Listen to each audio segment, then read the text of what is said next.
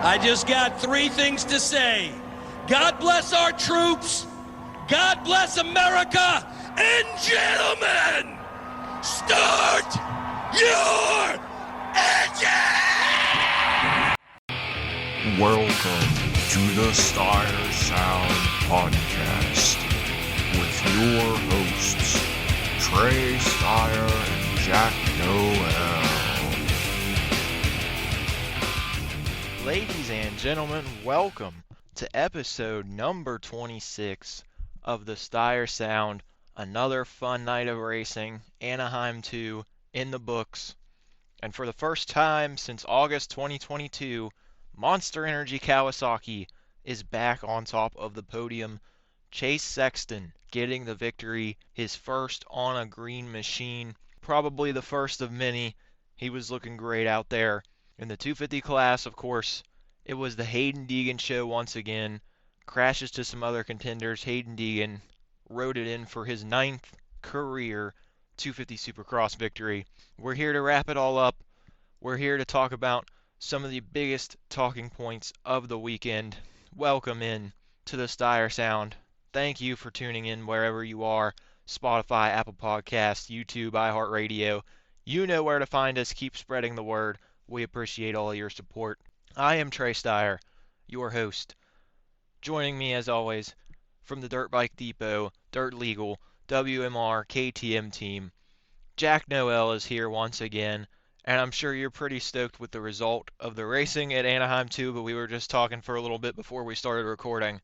Another fun night of racing in the books. Yeah, no, it was a great night of racing. I mean, the 250 class, obviously, with some injuries to some people. The heat races I thought were good, both classes, and then the main events. 250 class was obviously a bummer with some injuries that we saw, but the 450 class, man, was that a good race. Just the back and forth in the first 5 to 10 minutes, and then, we see Chase open up a lead, and then we see a little bit of a battle going on for second and third. So, and, with Cooper Webb, I mean, we just had, 5, in my opinion, championship guys going at it, minus Ken Roczen, who I do want to speak on that a little bit later. Just what a race. I think it was great, and I'm sure you thought the same. I do agree. It was a fun night of racing, and let's go ahead and start with the 450 class. As you mentioned, heat races were fairly entertaining. Jorge Prado with another heat race victory. Big crash for Aaron Plessinger. Very strange looking incident as well. Then Eli Tomac took the win in the second heat. Main event time, what a race it was. Jason Anderson getting out front and getting the lead early. First time he's been up front in the AMA Supercross season aboard that HEP Suzuki. And then right behind you had Chase, you had Hunter, Eli Tomac, all right there together. Chase was on the move early, and he started chasing down Jason Anderson. Ended up getting the lead, and then Hunter Lawrence and Eli Tomac started to really pressure the number 21. Tomac with an aggressive move to get to third. Hunter got by Jason pretty clean. Then Tomac pushed him off track a little bit. Pretty interesting racing there, but those two have raced each other, as they mentioned on the broadcast. Of course, those two grew up racing each other. No love lost there. And Cooper Webb was in the picture for a little bit. He was right there, hounding Eli Tomac right behind him until he went down late in the moto. But what a performance from Chase Sexton. After all of the ups and downs so far this season, fastest qualifier at A1, and then during the night show, he was just a little bit off. Hitting the gate last weekend in San Diego and charging from behind up to fourth. Goes down in the sand section during the heat race, and then he comes back ready to roll for the main event, gets a good start, pressures Jason Anderson, takes the lead, and after a couple laps of the other guys being right there, he starts to nudge away, inch away a little bit at a time. And as I mentioned, Chase getting that first win for Kawasaki since August 2022, which is very hard to believe, but what a performance from Chase. Another fantastic ride from Hunter Lawrence. He is starting to stack momentum, and now Hunter has moved up to second in the point standings. 4-2-2, not too shabby to start the year. Eli Tomac, bike number 3, position number 3. It was still a solid race from Eli, just not quite what we're used to seeing from the first 2 rounds. Jason Anderson P4, Cooper Webb falls back to 5th with his late tip over and crash, and it was a really despondent Cooper Webb at the end of the race, and we'll talk about that more in a few minutes as well. But what a performance from Chase. Answers the bell. You could tell the win meant a lot to him. The emotions were getting to him a little bit. It's been a tough couple weeks. He's had a tough few months. Of course, the Vegas SMX crash was pretty brutal. Then switching teams, some growing pains there, but now he's finally starting to dial in that Kawasaki the way he wants it. And a healthy, confident Chase Sexton, I said this in our preview episode, is very dangerous, is very hard to beat, and he proved that at Anaheim 2, his first victory on a green machine. Yeah, I mean, like you said, a very dangerous Chase Sexton is what I think we're in store for if he continues to carry the momentum that he brought into Anaheim too. And that's just where I think that this sport is built on momentum. Like if Tomac, right? If we didn't stop Tomac after San Diego, like being on the podium for Tomac still is solid, but he gets beat by, in my opinion, the two guys that are probably most determined and can beat him in this title. I don't think Ken Roczen, after this past weekend, can continue to do that. And Cooper Webb seems like he needs a bit of a miracle at this point to come back. So those two guys, in my opinion, Hunter Lawrence and Chase Sexton, are the two guys that are really in the driver's seat that can, in my opinion, come back and beat Tomac, on any given weekend. So for a guy like Chase to be able to click off this win, I think it's huge. I think if he can go into Houston and, we can get to Daytona there and he's going to be within 7-8 points or even have the red plate, I think it's going to be really hard for anybody to beat Chase, because that's where we saw last year that middle of the season for Chase was really rough. He got a couple wins early, and then it didn't really develop in the middle of the season like he might have wanted it to. Got the red plate, but then once he got the red plate, he couldn't carry the momentum. Cooper Webb then took over, and Cooper Webb then carried it into Salt Lake City, where he eventually won. It was a great race from Chase. I think the way that he battled back from adversity over. You look at the heat race and you're like, oh well, he's back, and we're back to square one again with what Chase is going to be doing.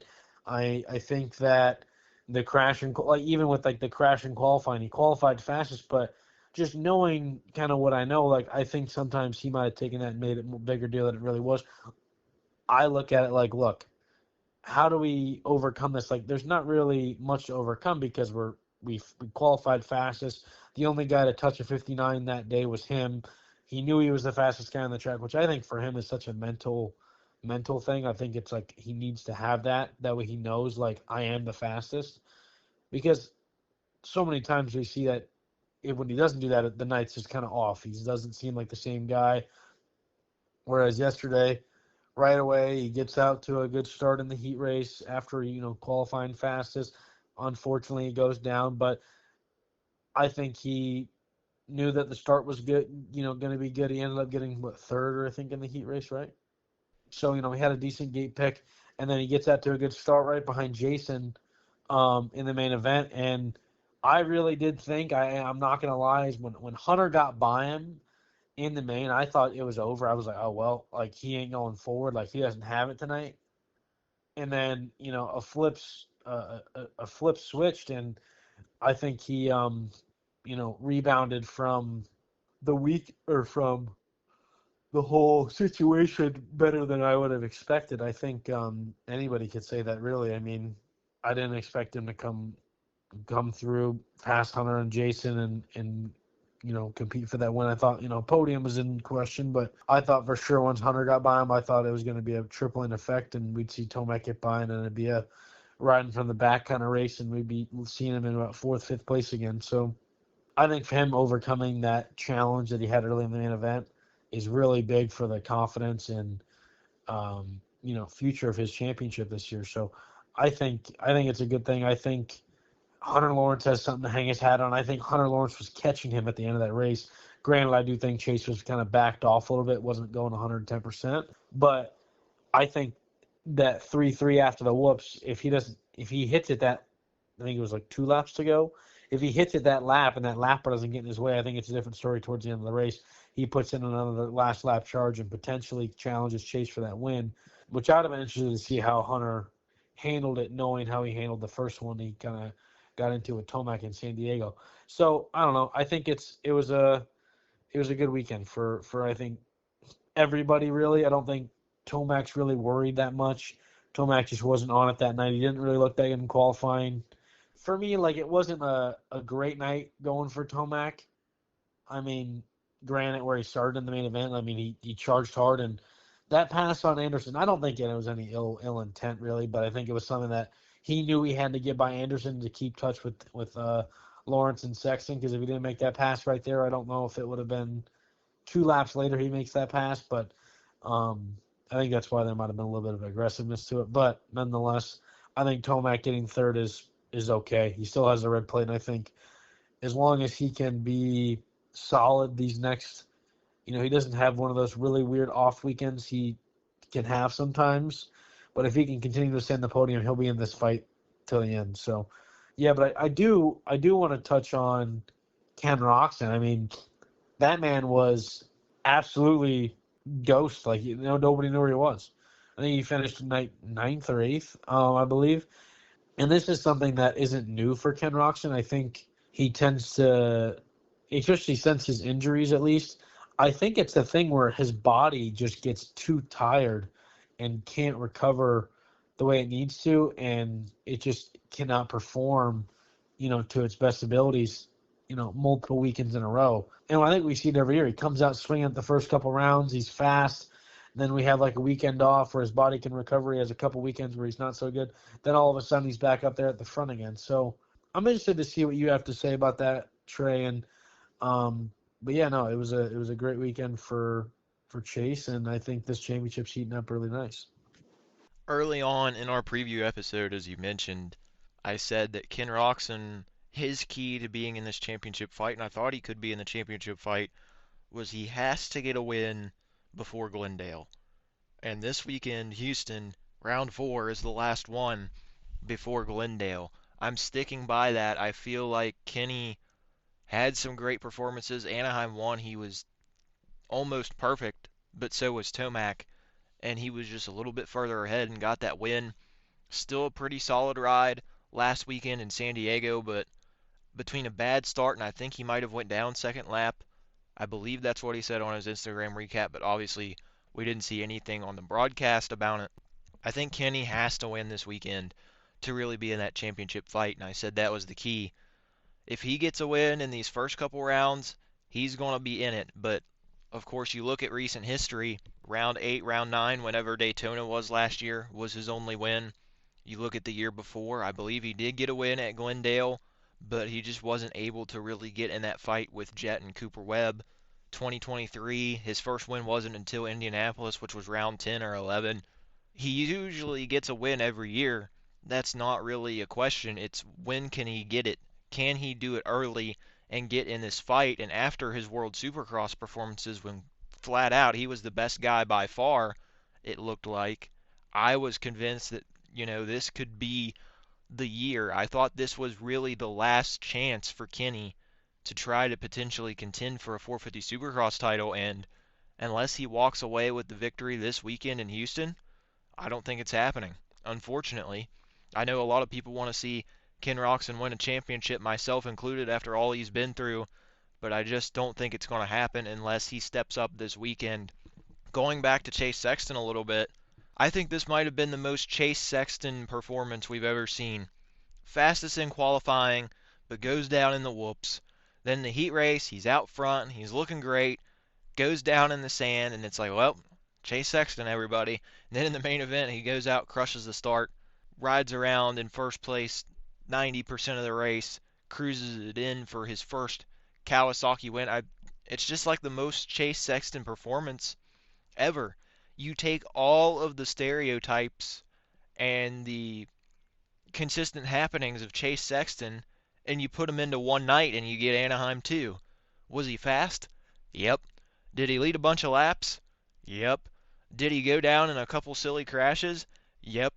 But at the end of the day, he's holding the trophy standing on top of the podium, and that's what makes Chase Sexton such an enigma in our sport, is seeing how he can turn things around, either good or bad, in the span of one day. But I think it was a huge victory for him. If he can go out this weekend, and he's had some dominant performances in Triple Crowns in the past, if he can go out this weekend, make a statement, and go like 1-2-1 or something along those lines and win, look out. I think we're going to have a big title race on our hands between Tomac and Sexton. I said it might be a three-way fight in our preview between Cooper Webb, Chase Sexton, Ken Roczen. Maybe it's going to be Tomac, Sexton, and Hunter Lawrence this year. I'm not sure, but I will mention another great ride for Hunter Lawrence, and he has been really strong at the end of these races. He has impressed me a lot. Eli Tomac, as you mentioned, not his best showing, but if this is a quote-unquote bad or subpar weekend for Eli and he's still on the podium, that's absolutely huge for the championship. Ricky Carmichael always says you win your championships on your worst day, and I'm not saying A2 was his worst day necessarily, but he just wasn't quite at that level the first two rounds. Still goes out there, gets a P3. The pass on Jason was nothing wrong. It was just a little interesting to see Eli use a bit more aggression, and I think you made a good point talking about he didn't want to lose touch with Chase and Hunter. Now Cooper Webb is who I want to shift the topic of conversation to. I said in last week's episode, if Cooper doesn't get a podium at Anaheim 2, I'm writing him off. I'm pressing the panic button. Well, I shouldn't say writing him off, because usually if you write him off, he doesn't write back, like Geno Smith said once upon a time. He was right there. It was definitely his best showing of the year, but once again, Cooper Webb goes down. We've not seen this in the past. Usually he's really steady and doesn't hit the ground a lot, and all three rounds to start the year, he's been on the ground. And it was a really strange interview after the race on the post show. A despondent Cooper Webb. Usually you get these confident or ready to come back swinging Cooper Webb interviews, and he was just down in the dumps for his normal standards. He was like, man, I might be done with my title defense already. 3 rounds in, and the defending champion is admitting that he might be done with his title defense and not be able to try to reclaim the championship trophy. We talked about it in the preview episode. He's never gone back-to-back. He is a 3-time champion, and he is a legend of our sport, but he's never been able to follow up a championship with another championship immediately, at least in the 450 class. He did it in the 250 days. That is completely different levels of competition. It's very strange, I think, to see Cooper Webb in a bit of a vulnerable position. He's usually the confident guy, talking a little smack on the podium or making these funny jabs in the press conference, and now it seems like he's a little desperate, I guess you could say, for a win. He was keeping up with Eli, and he said he was really happy with that, but then another crash, and just a very strange interview for Cooper Webb standards. And essentially, if I'm Star Yamaha, if I'm Bobby Reagan, this is our guy, but I would be concerned, absolutely, if I heard my guy say, hey, we're 3 races in out of 17, and I think my title defense is over. But you also look at the point standings, he's already almost an entire race back. He's 24 down, and to win a main event, you get 25 points. He's essentially a race back, and we're only 3 rounds into the season. To follow up my point from last week, I will stand by what I said. I think it is panic time for Cooper Webb. He did ride a lot better. He looked like Cooper Webb that wins races and gets podiums and just consistently up front all the time. But I think the more concerning thing was the interview and seeing a more vulnerable, more desperate Cooper Webb than we're used to seeing. What do you think about this, Jack? Yeah, I think it is a little bit concerning. I think with Cooper Webb, normally he seems like a guy who's mentally just never seems to waver ever. And with the situation, the circumstances, I guess he's been put under with, a tough round 1, a tough round 2, and then a round 3 that, he's right there on the tail end of that pack, and he's, feeling the pace, and he's really in the fight for the first time to have a crash. And, if he had gotten 4th, I think it's a little bit different of a story, but the fact that he goes down and, he doesn't seem to show what he's necessarily all made of. I mean, it's tough. So I think going into Houston, it's really is make or break for him. But the thing is with Cooper Webb, I mean, you really can never count him out. But I mean, he's 24 points down off of Tomac. Coop, in my opinion, just doesn't seem like a guy that's ever came back from a deficit like that. He kind of, from what it seems like, he kind of lets those kind of things like fall out of place. Like if Tomac and Lawrence and Roczen and Chase and those guys have bad nights, like he's always kind of there to capitalize on it. But when those guys are all riding good, I mean, he's got 3 guys that have to have a bad night, and I feel like that's pretty tough, you know. So that's just what I think, and it's going to be tough for Cooper Webb to come back. But I really do hope that he can come into form and really kind of play spoiler for now, on some guys' nights and get some podiums, and hopefully we can see him kind of start clawing back at this thing. But it's going to take some wins, and it's really really hard when Tomac's on and Hunter Lawrence seems to be in the title contention. And then you have Chase, who just seems to have figured it out. So it's going to be really hard for him. And I think if he can come back and win before Daytona, I think there's, I don't want to count him out at all because he's such a great rider. And mentally, he's so good. And, injuries can happen to anybody, somebody could get hurt and it kind of opens the door, kind of like it did last season, in my opinion. Tampa, Hunter Lawrence and Eli Tomac both went out and they didn't get to finish Supercross season, which I think kind of changed the wavelength for how that season ended up going. Chase had a bad night. Webb wasn't necessarily able to capitalize. He didn't get the win. We saw Malcolm Stewart win, which was cool.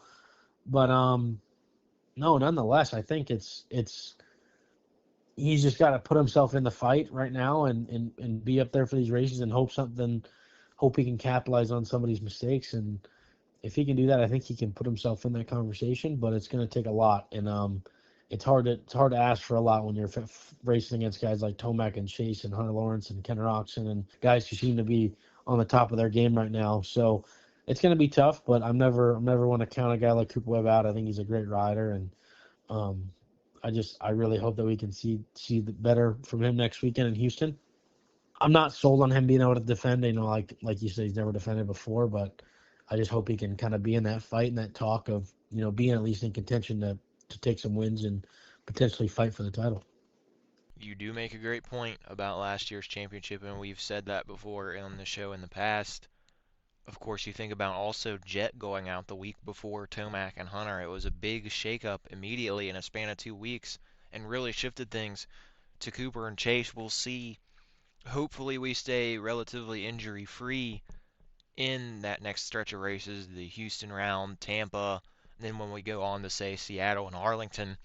But now shifting gears to the 250 class, not a ton to talk about in the main event because once again it was the Hayden Deegan show. Michael Mosiman, though, what a performance from him. A great ride from Mosiman. Gets the early lead, gets out front, and leads most of the race. It was probably close to 3/4 of the race, but Hayden Deegan is basically inevitable when he's drama-free. He gets up there, rips past him, and gets another victory.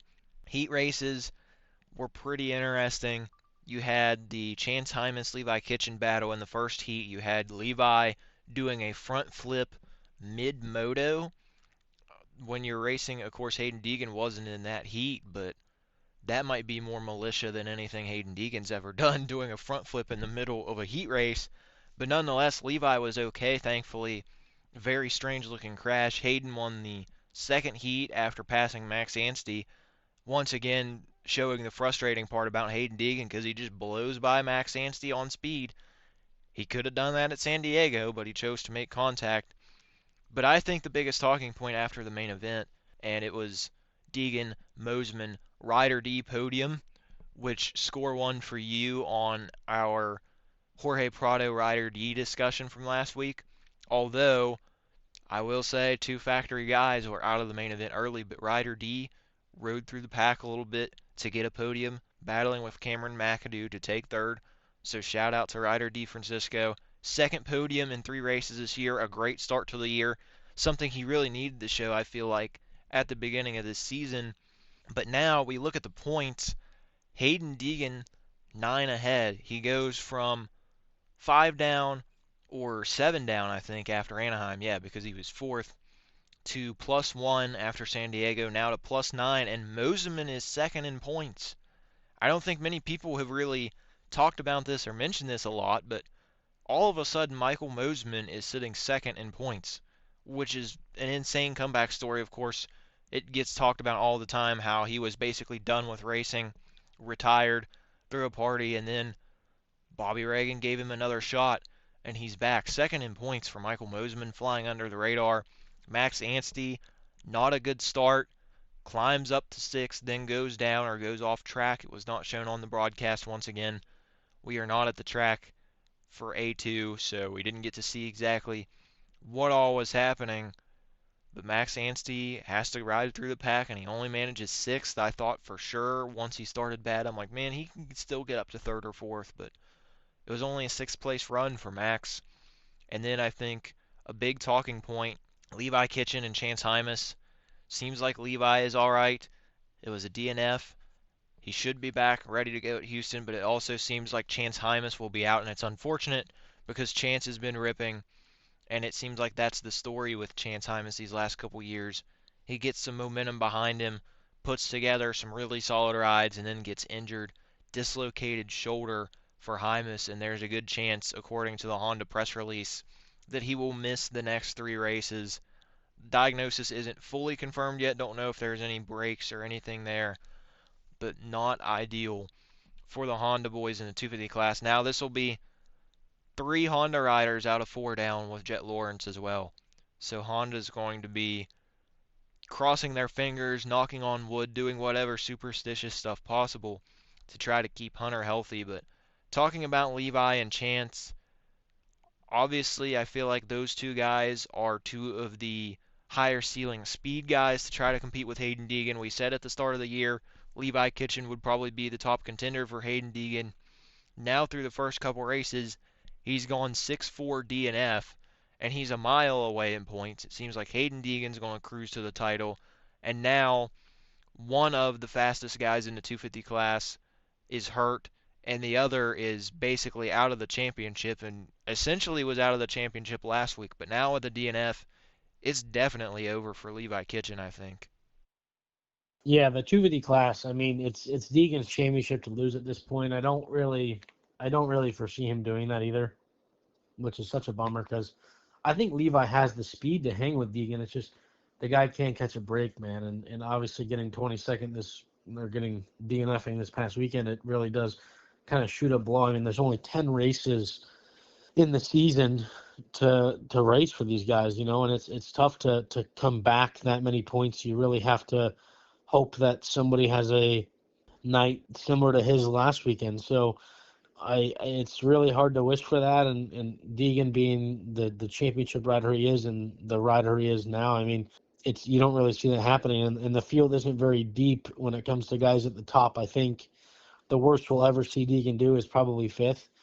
And it's hard to come back if that's going to be the worst he's going to be, So, I mean, I think Levi can still steal some wins if he can, figure his stuff out and be positive going into the next couple rounds on the West Coast. I think he still has the ability to be good. But, no, I think, I don't know. I mean, it's such a bummer to see Hymas go out too because he seemed like the guy, in my opinion, that would be able to dethrone Hayden Deegan at some point because after San Diego, it seemed like Max could have been that guy, but Max is having 2 rough weekends and just didn't seem to have it this past weekend in Anaheim. It's kind of a bummer. So, yeah, the 250 class, it's tough, especially on the West Coast, just with Deegan being so good. And then, the 2, in my opinion, the 2 favorites behind him, obviously I thought Max would be up there, but he hasn't really shown much since Anaheim won. It's tough. And, yeah, I don't really have much to say other than I hope Hymas and Levi can come back and be healthy and, take some wins off of Deegan's plate. But at this point, it's going to be tough. And I hope Michael Mosiman can be competitive. I just don't think that he has the speed, right? But he has to kind of hope for Deegan to be outside the top 5 and to start the race with him be up front and be able to check out. So it's going to be tough, but I think we'll have somebody else win along the lines. I think Deegan will have a weekend where he's not on, and somebody will take a win from him. But I don't think anybody's going to be able to take the title from him. Unfortunately, it seems like it's already too far gone. So, which is such a bummer. But we'll see. I think the East-West shootouts can be interesting, and they can play a big role, and maybe we can see some mix-ups there. But it's going to be tough, and I think Moseman's going to have to be really, really good and somehow find the ability to kind of manage a win and to have any sort of chance to give Deegan the threat. So, and then with them being teammates, it's tough because the team probably wants Deegan to win. So it's just tough being in that situation, and I think it'll be interesting. So I don't know. We'll see how it goes, and I think we'll see some good races still, but it's going to be tough to dethrone Deegan. Moving on to a brief recap of the SMX Next race, and speaking of the Star Yamaha team, they're 1, 2, 3 in points in the 250 West Series, and they went 1, 2, 3 in SMX Next. Caden Minier, Caden Dudney, Landon Gordon, 1, 2, 3. What a performance from the Aussie. Gets out front, controls the race. Caden Dudney was very impressive as well. Started around 5th or 6th. Worked his way through the pack methodically around Deacon Dino, around Jessen Turner, around Vincent Way. Vincent Way also impressed me a lot. By far, I think the best ride that we've seen out of him in the SMX Next class. He ends up losing a podium spot late to Landon Gordon, but still I think a step in the right direction for Vincent. Deacon Dino in 5th for triumph in their first race as an amateur program in the SMX Next series.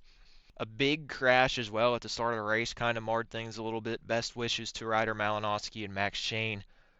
Ryder, for that crash, to only be walking away with a dislocated hip and a bruised forehead, I think he's extremely lucky. That was a very brutal looking incident.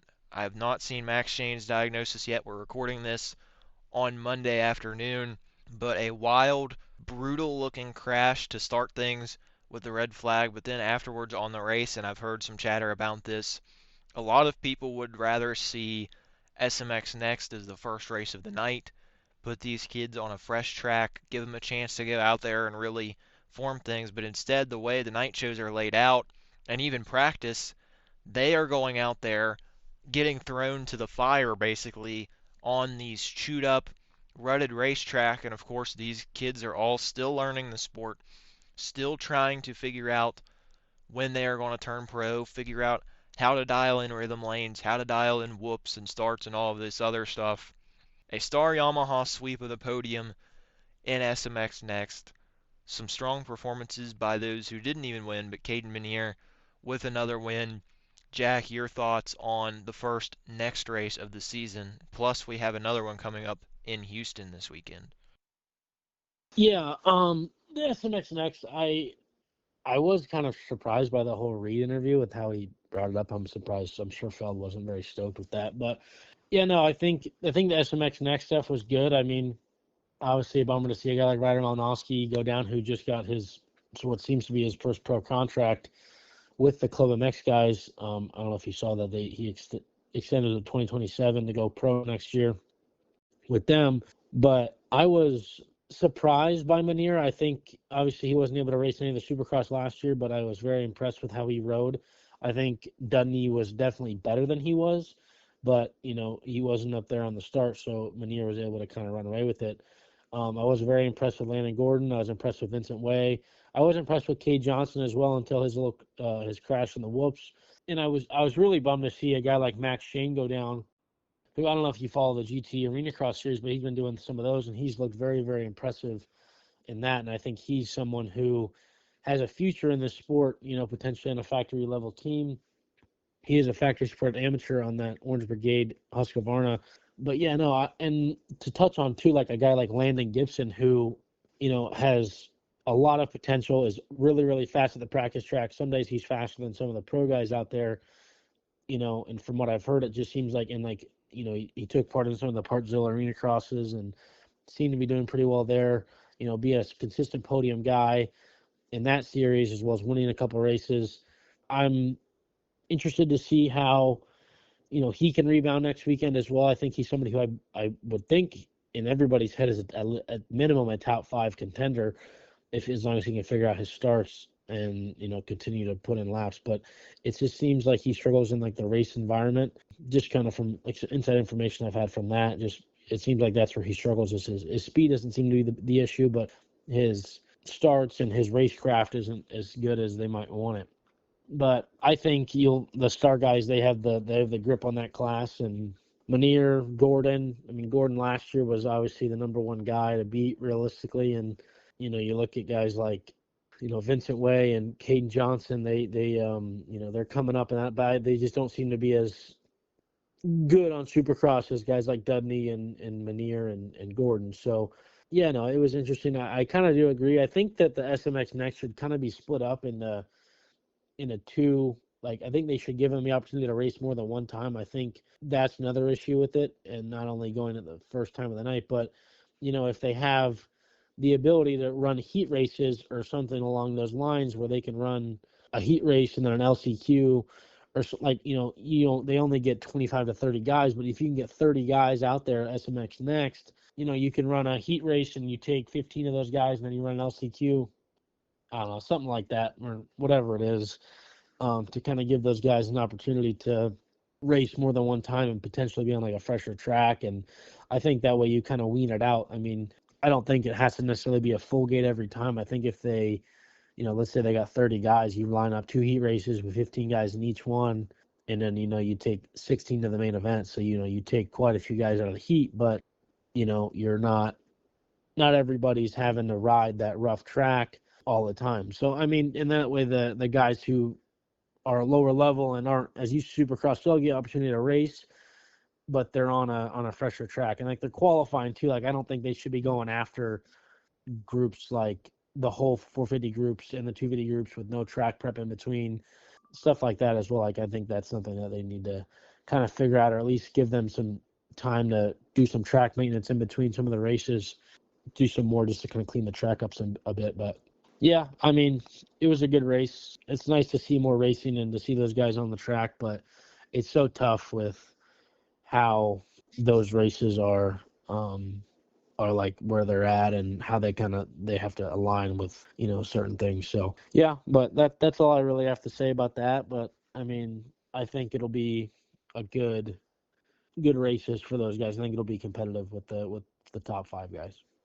Any last questions or topics before we shift gears to our predictions? No, but I did want to touch on Jorge Prado. I think obviously last weekend or last episode we talked about how is it fluke? Same with Ryder D. This is similar situations. Fluke, or was it a legitimate ride? And I think for both those guys it's very start dependent. But I was very, very impressed with Jorge. Obviously, I mean, I think his speed going into the heat races is great. He's good on a fresh track, but when it seems to get rattled up, he seems to struggle a little bit. But I was impressed with him again. I think he rode better than he did last weekend in San Diego, and then obviously won another heat race. I mean, that's good for him. I think those are to win a heat race at any level, 250, 450, it's still really, really impressive. I think Jorge definitely has some potential in the sport to compete at the Supercross level. I'm sure he'll be a title contender come outdoors if he seems to be this comfortable already on the KTM. So I also do want to ask you this question. Anderson obviously kind of coming out of nowhere, not necessarily nowhere, but to be up front, like, what do you think that does for a guy like that? Do you think he has anything in the tank to potentially, be on the podium and win a race potentially? I think we'll definitely see Jason on the podium at some point this year, multiple times probably, if he's able to get up front like that again. Seemed like it was a big confidence booster, but at the same time, if Chase, Hunter, Eli, Cooper, Webb, if those guys all stay healthy, I'm just not sure that I see Jason Anderson being able to steal a win. Definitely a great step in the right direction. I mean, he was top 5 at Anaheim 1 as well. It was just a little bit lost because of the Jorge Prado fantastic ride, which, as I mentioned last week as well, Jorge, I think he mentioned in the interview last week, is the biggest thing for him. He talks about how he's still learning Supercross, but also he's still not great at working his way through the pack. He's still trying to figure things out, working his way through the field and finding new lines and stuff, which could be his biggest issue. But I still feel that Jorge could go up there and get a couple podiums. Back to Anderson, though. I'm not sure what to think exactly, but I think this is definitely a positive sign. Of course, he had some solid rides in World Supercross, and some of the World Supercross guys have been going out there and competing really well. Look at Joey Savatgy, man. I'll give another shout out to him. Sixth place again. A fifth and a sixth right in a row. He's beating a ton of factory guys out there. Great runs for Joey. For Jason, I think he's just got to get consistent starts, like everybody else. If he can consistently start up there, I think a podium will come to him for sure. But I think it's going to be a little bit later in the season, as I mentioned. If those top guys stay healthy and keep winning races, I don't think Jason will be up there a ton. He will still get a couple podiums, in my opinion, but I just don't see him being a weekly podium contender and threat. Although, a big step forward at Anaheim, too. Now we are going to shift gears into the predictions portion of our episode, and we had a massive swing in our points. I entered Anaheim 2 with a 5-point lead and left Anaheim 2 with a 20-point deficit because for the first time in Stire Sound podium prediction history, Jack Noel nailed all of the podium for the 450 class in the exact order. He said Chase Sexton, Hunter Lawrence, Eli Tomac 1, 2, 3, and that's exactly what happened. So I'm going to give you kudos and props to that one. For the first time, we finally got a podium prediction pretty right. I was thinking about picking SMX next, but I just looked at the entry list. It's not fully complete, so we're not entirely sure what all guys are going to be racing. If Cade Menier races, I think he will win, but if not, I say it will probably be Caden Dudney. I look for Cade Johnson for Team Green to be up on the podium in some rate, but we will not be picking SMX next this weekend at least, possibly the rest of the year. We didn't last week, which I completely forgot that there was an SMX next race. Apologies to all of those guys. But moving on to our usual podium predictions, starting with the 250 class, because this is going to be easy. I'm pretty sure I know who Jack's going to pick for the win. I have Deegan P1. I'm going to have Max Anstey second and Levi Kitchen third for my 250 podium. I rolled for the random spot during your last topic of conversation when you were talking about Jorge and Jason Anderson. 16th, which is not an easy spot to pick. I feel like it's a little better in the 450 class because we have an established list of guys at least. 250, it seems like there are a group of about 6 to 8 guys who are either in the main event or not. So 16th at a Triple Crown. You know what? I got to give a shout out to our guy, friend of the show, Crockett Myers, career best, 13th on Saturday night. He won the LCQ as well. I hope he keeps the momentum rolling. I could see him getting 16th this weekend. That's who I'm going to go with for the random spot. It could be lots of people. I'm going to go Crockett Myers on the Zook getting 16th with my podium predictions. I just don't see anybody stopping Deegan other than Deegan himself. And I think he's going to cruise to the win on Saturday night. I think Max Anstey rebounds, not fully in Anaheim 1 form, but I think the Triple Crown format, his experience with WSX is going to help put him back in a better position, so I have Max P2. And then I'll go Levi P3, even though that's probably against my best judgment, seeing what all has transpired over the first couple rounds. But he's got to be due for a podium at some point with all this bad luck. Yeah, I think the 250 class, with it being the Triple Crown, I think it does put Max Anstey in a good spot. And that's who I think I'm going to pick as my third place finisher is Maximus Anstey. I think for second, I'm going to go Deegan. And first, I do think it's going to be Levi. I think Deegan's going to win 2 out of 3, but I think one of those races he's going to be outside the top 5. And I think it's going to open it up. And I think Levi's going to win that one. I think it's going to put him in the driver's seat going into the last one. If he can have 3 solid races, which I think is so possible for a guy like Levi, as long as he can stay off the ground in the first corner. And then for 16th, I'm gonna go Nick 30. Nick 30, I think he looked pretty good in the LCQ. I think he would have won if he didn't make a couple mistakes, but I think he'll make that main event no problem. I'm gonna go Nick 30 for 16th. in the 250 class, and I'll go right into the 450s. I'm gonna go Chase for the win. I think Chase, if after he's gonna be able to carry the momentum into Houston. I think he'll be solid again. And then I'm gonna go Eli Tomac second, and then I'm gonna go Jason Anderson third. I think with the World Supercross stuff, if he can get out front, I think he can steal a win in one of these triple crowns, and I think he'll put himself in a good spot. I think he'll be looking forward to that. And for the 450 class, I'm gonna go Austin Faulkner for 16th. I think he'll be right around there. So that's my 450 prediction and my 250 prediction for the SMX Next. Just to throw it out there, I think we'll see Caden Dundee on the top step in Houston. Man, you read my mind with the 450 wild card, I guess you could call it, like RM fantasy prediction for 16th. That's who I was going to go with, Austin Faulkner. So I'm going to switch it up, actually. We both picked Max Dancy for 250 class last week. I think I enjoy things a little more when we both have a different pick for 16th place. Maybe it'll come back to bite me. Maybe it'll benefit me. But I'm going to change what my original thought was from Austin Faulkner to, I think, Shane McElrath on the Quadlock Honda, 16th. He's been, I think, 17th and 18th the first couple rounds. I think he'll be 16th this next weekend. I don't know.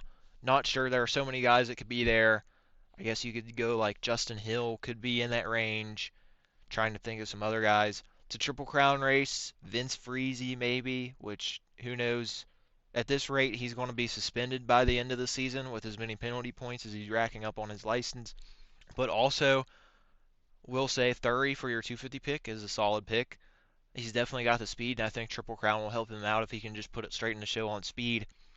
Putting on for the another one of our favorite team names because it's so long, the Heartbeat Hot Sauce Nano Extreme Yamaha powered by Tylube organization, aka Team Solitaire. But my 450 podium predictions, I do agree with Chase Sexton getting the win this weekend. Chase has had some really good Triple Crown performances in the past. He's got the momentum. He's got the confidence. I think Chase Sexton gets it done. Goes back to back. We saw Tomac back to back. Now we're going to see Chase back to back. I got Cooper Webb for P2. I think that Webb is due for a podium. I said that it was panic button time, but I think he's going to rebound, get closer. He's going to put his head down this week. Bulldog mentality. I don't think he's going to win on Saturday night. I wouldn't be surprised if he did, but I do think we see Cooper Webb on a podium again. P2, it's going to be a much needed podium result for him. And then in third, I thought about going Hunter Lawrence, but I don't think I've picked Hunter Lawrence for a podium yet this year, so you can keep calling me crazy. But I think Ken Roczen will be back up on the podium. I got Roczen P3. I got both Hunter and Tomac off the podium. I know I keep picking it up against Hunter and going to make me look silly, but for whatever reason, I just think Tomac, something's going to happen and he's not going to be able to put 3 races together where he crashes early, he has a bad start. Something's going to happen that costs Tomac the podium. I think he'll be 4th or 5th, but I think he's going to be just off. I have Chase, Cooper Webb, Ken Roczen for my podium here at Houston. It'll be interesting to see what happens, but this has been episode number 26 of the Stire Sound. Thank you for tuning in. Jack, as always, thank you for your contributions to this show. Some great talking points this week, from panic buttons to quintessential rides. Very interesting week, and hopefully Houston will be entertaining. And correct me if I'm wrong, but you will be at NRG Stadium this weekend, right? Yes, sir. I'll be there. I'll be able to give you the inside scoop from the paddock, from the stands. Be able to watch the race. It'll be a good time. There we go. We finally get back to the track. Jack going to be giving us some insight from the stadium this weekend, which will be awesome. But thank you, everybody, for tuning in. For Jack Noel, I am Trey Stire, and the Stire Sound is fading out. Have a great week, folks.